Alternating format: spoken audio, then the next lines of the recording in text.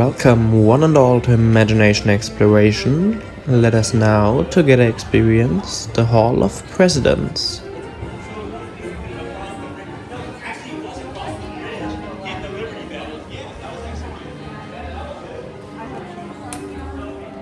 Welcome in, y'all.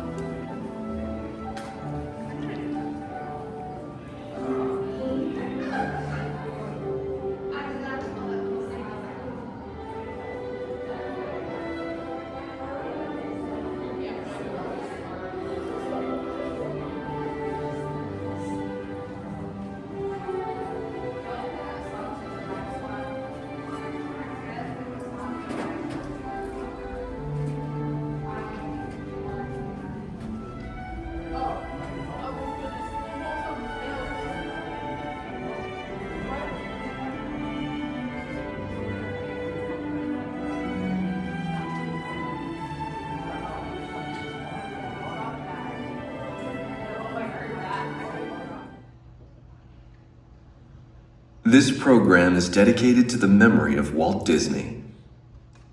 In 1971, his love for America inspired the creation of the Hall of Presidents, a place to celebrate the optimism and goodwill he saw at the heart of the American story.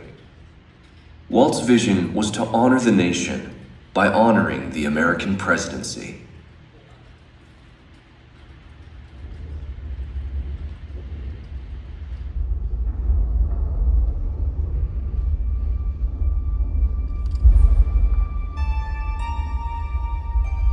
It is 1783, and the smoke is clearing in the wake of the Revolutionary War.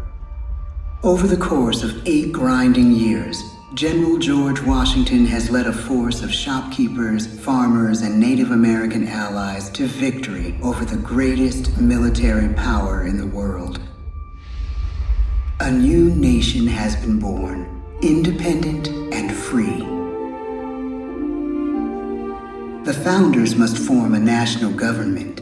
In 1787, through months of passionate debate, they create a written constitution. For the country's highest office, they imagine something new in the history of the world. A leader not born to power like a king or queen. A leader who has not seized power through conquest. A leader not separate from the people, but elected by the people. From among the people. We, the people. This is a new idea, an American idea. The idea of a president.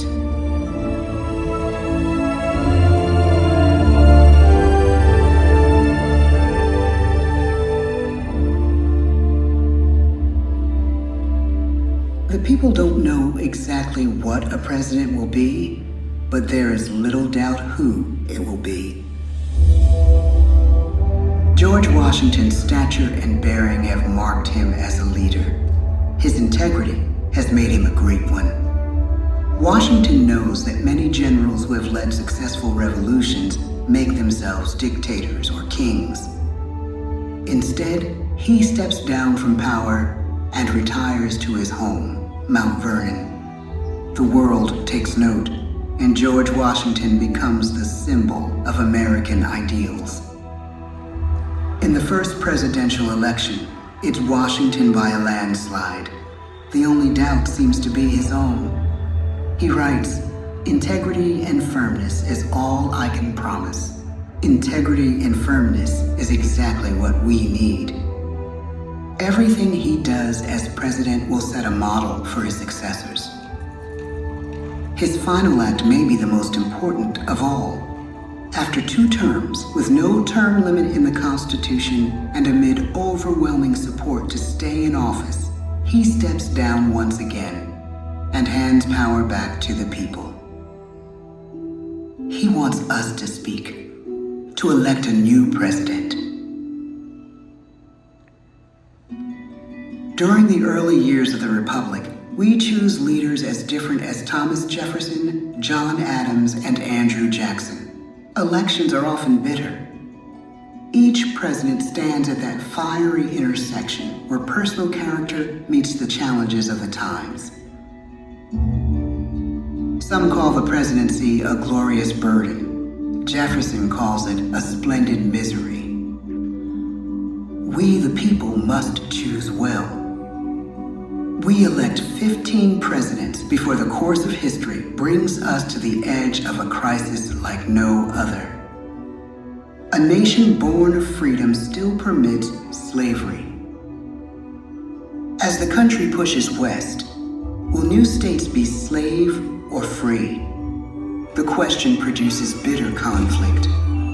The issue rocks the election of 1860 and brings Abraham Lincoln onto the national stage. The tall, lanky, some say uncouth candidate from Illinois is a master of words at a time when speeches are printed in full for people to read. A house divided against itself cannot stand, he has said. With Lincoln's election, the House does indeed divide. Civil War. 11 states secede from the Union. The war becomes a defining passage in the American story. The president's own inner strength and depth of character changed the course of history. Lincoln had come up the hard way, on the American frontier, desperately poor, with less than a year of formal schooling. His early years were scarred by tragedy, the death of his mother, his sister, his first love. He struggles with depression, but never loses his determination to rise above it. He once said he's driven by a desire to leave the world a little better place for having lived in it. The war rages. Lincoln fights to preserve the Union and end slavery. Neither is a sure thing. At Gettysburg, Pennsylvania, 6 months after one of the bloodiest battles of the war, the president dedicates a cemetery to the thousands of soldiers who died there, in words we can never forget.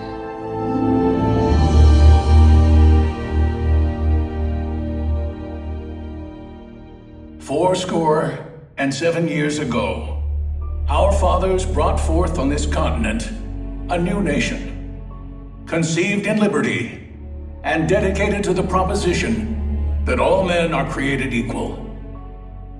Now we are engaged in a great civil war, testing whether that nation or any nation, so conceived and so dedicated, can long endure. We are met on a great battlefield of that war. We have come to dedicate a portion of that field as a final resting place for those who here gave their lives, that that nation might live. It is altogether fitting and proper that we should do this. But in a larger sense, we cannot dedicate, we cannot consecrate, we cannot hallow this ground.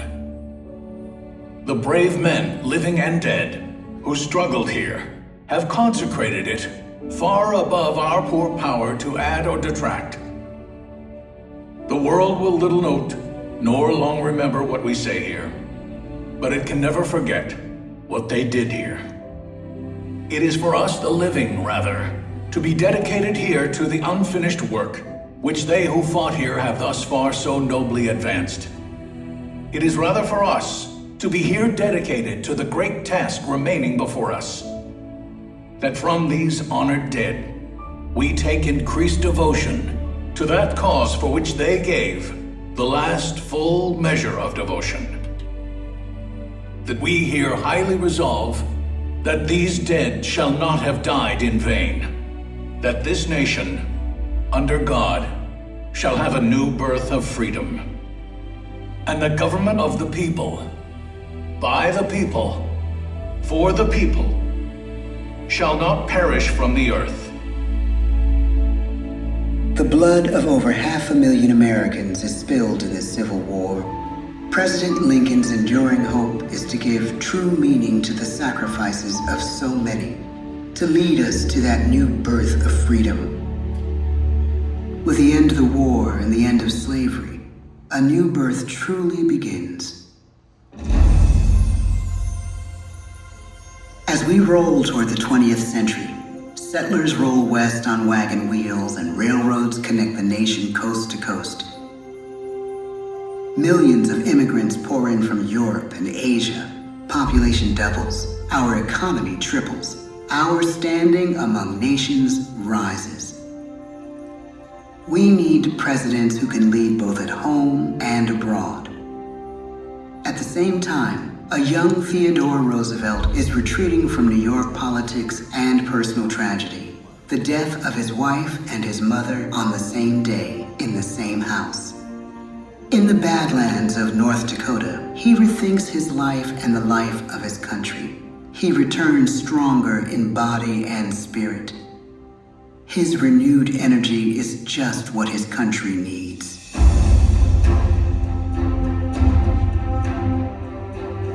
American industry is booming, but social tensions are rising. A progressive movement is bubbling up, pushing for change, and change is needed in the working and living conditions in cities. The gap widens between rich and poor. The demand for change grows stronger. Teddy Roosevelt is a knight on a crusade. He speaks with force and vitality in clear terms that make colorful headlines at a time when mass market newspapers have become the new media. To define his foreign policy, he borrows a phrase from an African proverb: speak softly and carry a big stick. But his greatest accomplishments are made at home. He breaks up giant monopolies, protects workers' rights, and calls for a square deal for all Americans, rich and poor, capitalist and wage earner. Fair play and a square deal for every man and every woman in the United States. He calls on America to be as great as the natural grandeur of its lands.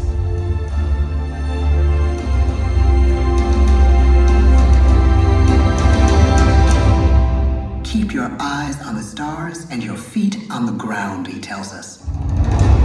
And we do.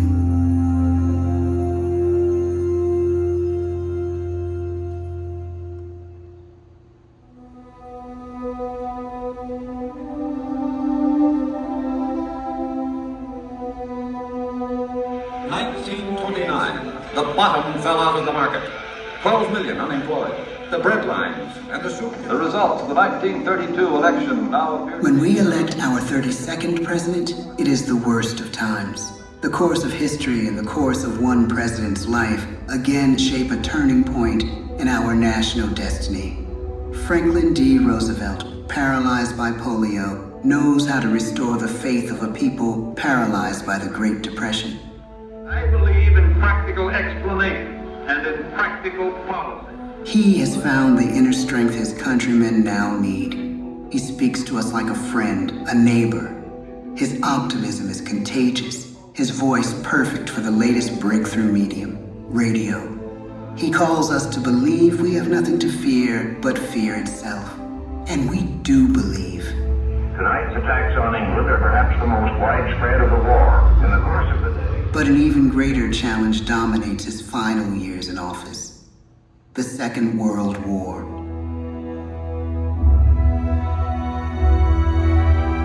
We must be the great arsenal of democracy. This is an emergency as serious as war itself. We stun the world with our production. When bombs fall on U.S. troops in Pearl Harbor, he calls us to fight on the war front and sacrifice on the home front.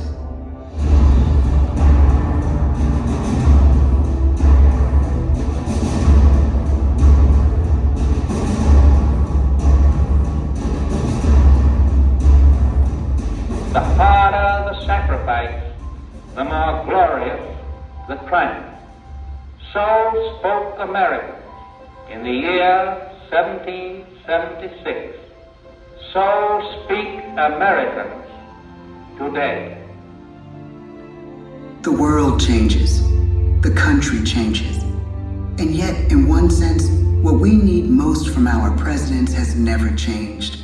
A guiding vision that calls forth the best that America can be.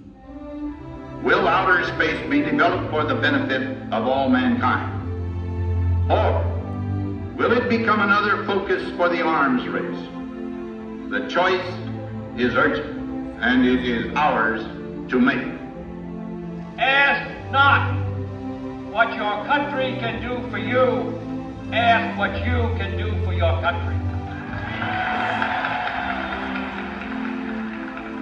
But really, it's all of us who must overcome the crippling legacy of bigotry and injustice. And we shall overcome.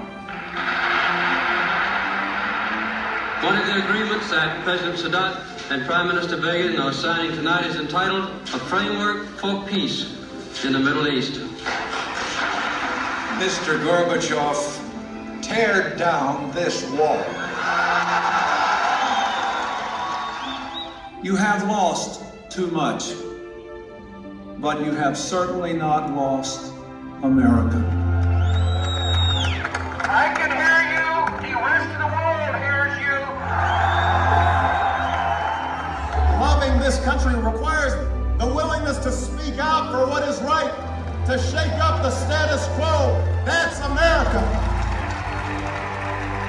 Our presidency is no longer just an idea. It is an idea with a proud history. Ladies and gentlemen, the presidents of the United States of America.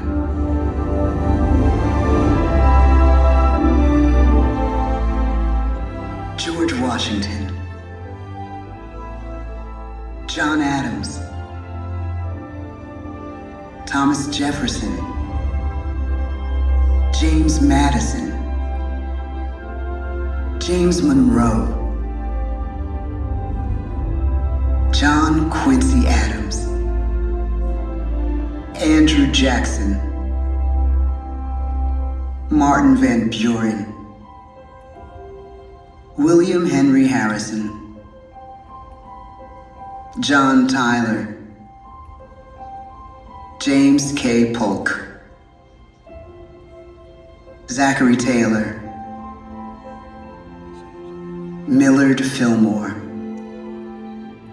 Franklin Pierce, James Buchanan, Abraham Lincoln, Andrew Johnson, Ulysses S. Grant, Rutherford B. Hayes, James A. Garfield, Chester A. Arthur, Grover Cleveland, Benjamin Harrison, William McKinley, Theodore Roosevelt, William Howard Taft, Woodrow Wilson, Warren G. Harding, Calvin Coolidge, Herbert Hoover, Franklin D. Roosevelt, Harry S. Truman, Dwight D. Eisenhower, John F. Kennedy, Lyndon B. Johnson, Richard M. Nixon, Gerald R. Ford, Jimmy Carter, Ronald Reagan, George Bush, Bill Clinton, George W. Bush, Barack Obama, Joe Biden.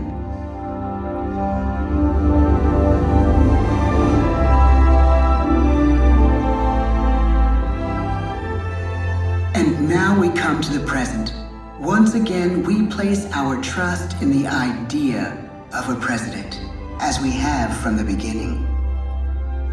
My fellow citizens, no event could have filled me with greater anxieties than that notification on the 14th day of April, 1789, that you had selected me to lead our nation. But it was with the confidence of my fellow citizens that I took an oath. 35 simple words that have been repeated by every American president throughout history.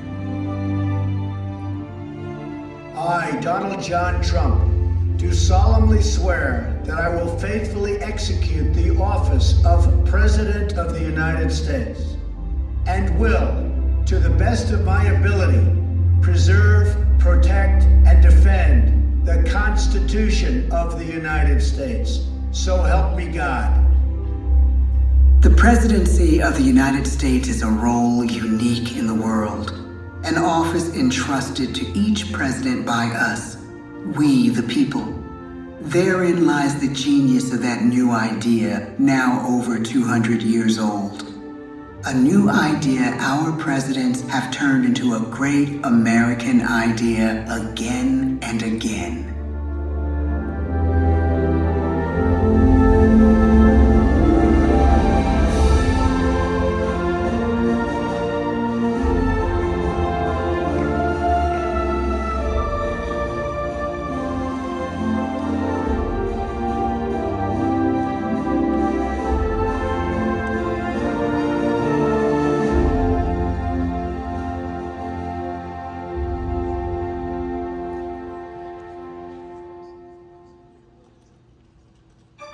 Thanks so much for watching, we hope you enjoyed the video. If so, hit the like button and consider subscribing so you don't miss anything new.